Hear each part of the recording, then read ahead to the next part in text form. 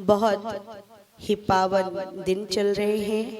माँ के नवरात्रि अर्थात नित्य नवीनता, नूतन संचार, माँ भगवती आदि शक्ति पराशक्ति जिनकी कृपा से सारा धरा धाम आलोकित एवं प्रकाशित है। माँ की कृपा अगर हो जाए तो कोई भी वस्तु दुर्लभ नहीं रहती। मैया सदा कृपा करती हैं। माँ करुणा का सागर है और हमारी श्री राधा रानी ही सब देवियों की जननी है। श्री धाम वृंदावन में श्री राधे श्री राधे श्री राधे श्री राधे।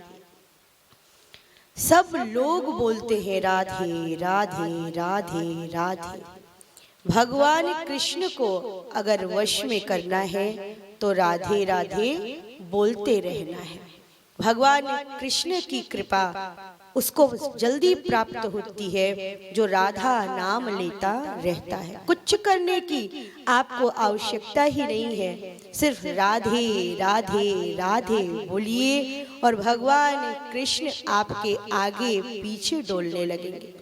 ऐसी ही मातृशक्तियों को, हमारी देवियों को समर्पित ये नवरात्रि और ये शारदीय नवरात्रि एकदम नूतन संचार लेकर आई है। जिस विषाद की ओर हम लोग बढ़े थे, एक बीमारी कोरोना नामक हमारे बीच में उपस्थित हुई, दुख को लेकर आई, विषाद को लेकर आई, फ्रस्ट्रेशन को लाई, डिप्रेशन को लाई, लेकिन भगवती का आगमन धरा पर हमको इन सभी महामारियों से, सभी प्रकार की विपत्तियों से बचा लेता है। माँ शक्ति जब कृपा करती है तो बड़े से बड़े विघ्नों का नाश होता है। यहाँ पर विप्रजन दुर्गा सप्तशती जी का पाठ नित्य प्रतिदिन कर रहे हैं और आज सप्तमम कालरात्रि का दिन है। ये नवरात्रि जो है जिसमें नव भी है और रात्रि भी है। कभी आपने सोचा है कि ये पर्व क्यों आते हैं? इन पर्वों में ये क्यों कहा गया कि आप ध्यान करो, जप करो, पूजन करो, ध्यान करो? क्यों कहते हैं ऐसा? इसके पीछे कोई वैज्ञानिक कारण होगा, तभी हमारे शास्त्रों में ये बात लिखी गई है कि आप इन दिनों ध्यान करिए। होता क्या है, हमारे जीवन की बाहरी यात्रा चल रही है, संसार की यात्रा हम सब कर रहे हैं, हम सब यात्री हैं, लेकिन हमारी परमार्थ की यात्रा, हमारी अलौकिक यात्रा होनी चाहिए। हम बाहरी गमन तो कर रहे हैं लेकिन हम अंतर्मुखी नहीं बन रहे।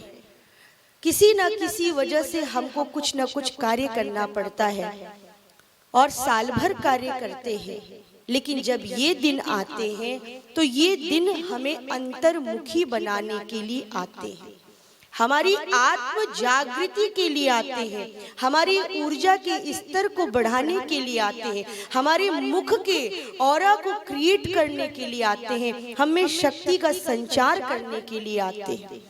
इसलिए हमको अलौकिकता की ओर बढ़ना होगा। अपने मन के विषाद, अपने दुख को, अपनी निराशा को किस ओर लेकर जाना है? अपने मन की एक यात्रा कराइए और वो यात्रा हो मन की आत्मा की ओर, जहां जाकर के मन आपका स्थिर हो जाए। मन की यात्रा आत्मा पे जाकर विश्राम ले ले। कुछ मत सोचो, जो हो रहा है होने दो। तुम किसी को ठीक नहीं कर सकते हो। जो जैसा जीवन जीना चाहता है वो वैसा जीवन जिएगा। तुम क्यों किसी के सुख को देखकर बेचैन होते हो? तुम अपने को ठीक करो। ये 9 दिन इसीलिए मिले हैं कि हम समाधि में जाएं, हम समर्पण में जाएं, और जब तक समर्पण नहीं, जब तक संकल्प नहीं, तब तक समाधि नहीं। आप समाधि की ओर इन 9 दिनों में बढ़ें। और समाधि की ओर बढ़ने का प्रारंभ कैसे होता है? जब आप अपने दुख को, अपने निराशा को बाहर फेंकोगे, अपने मन को एकाग्र करोगे और भगवती मय होते जाओगे, इस अलौकिक यात्रा का प्रारंभ इस नवरात्रि में करना चाहिए। रात्रि का अर्थ है जो रात्रि मुक्ति ददाती, किससे? तापत्रयात्, अर्थात जो त्रिविध दुखों का शमन करती है, ऐसी नव रात्रि, रात्रि का बहुत महत्व है। रात्रि में इस वक्त की गई साधना और आज की जो देवी है वो है काल रात्रि। 4 हाथ है माँ के, एक हाथ अभय मुद्रा में, एक है वरद मुद्रा में, एक में खड्ग है, एक में वज्र है। संपूर्ण शरीर बिजली की तरह कौंध रहा है। बिजली की माँ ने पायल पहनी हुई है। और यही काल रात्रि जब रक्त बीज मारा गया माँ दुर्गा के हाथों से, और वो रक्त की बूंदें, एक एक रक्त बीज अर्थात लाखों रक्त बीज बनते जा रहे थे, तब माँ दुर्गा ने अपनी एक शक्ति प्रकट की। गहन अंधकार में जिसके शरीर का रंग नील वर्ण है, उस काल रात्रि को प्रकट किया और काल रात्रि विभत्स स्वरूप को लेकर प्रकट हुई और रक्त बीज को एकदम परास्त करके उसके रक्त को पीती जा रही है, पीती जा रही है, पीती जा रही है। आप दुर्गा सप्तशती पढ़ते हो, उसमें आया है कि हे माँ मेरे बैरी का विनाश करो। तुम्हें आवश्यकता नहीं है सोचने की कि मेरे बैरी का विनाश हो जाए। आप शक्ति से कहो कि हे माँ मेरे बैरी का अर्थात मेरे दुर्गुणों का विनाश करो।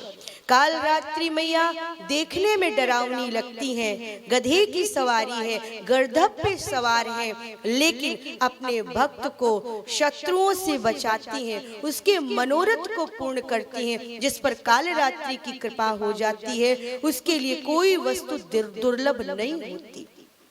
और माँ काल रात्रि का जो स्वभाव है वो बहुत कोमल है।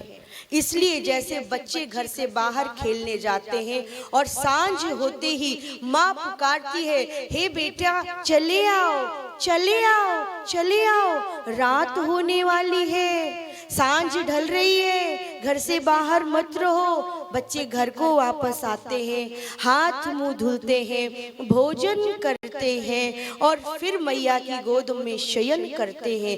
ऐसे ही वो जगदम्बिके की ये नवरात्रि हमको और आपको बुलाती है, आओ आओ, चले आओ, बहुत चढ़ चुकी तुम्हारी इंद्रियां, आ जाओ मेरे पास आओ, मुझ में खो जाओ। माँ को क्या चाहिए?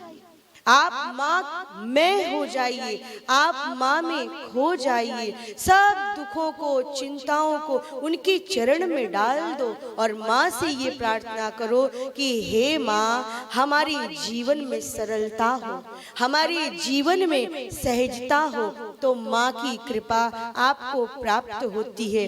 इसी भाव से इस नवरात्रि का पूजन करें। आज कालरात्रि मैया को गुड़ का भोग लगाएं और 2 पान उसमें इलायची रख करके लौंग से उसको बढ़िया सुंदर पिरो करके जोड़े सहित काल रात्रि मैया को भोग लगाए। ओम काल रात्रि नमः का जप करें, माँ मैं हो जाएं। अब ज्यादा समय नहीं बचा है, 1-2 दिन के नवरात्रि शेष बचे हैं। आप आसन पर विद्यमान हो करके और ध्यान करें, अपने नाभि चक्र से लेकर के और सहस्रार चक्र तक जाएं और अपनी ऊर्जा को बढ़ाएं। आज काल रात्रि मैया का निवास हमारे इस शरीर में जो हमारा सहस्रार चक्र है उस पर माँ विद्यमान है।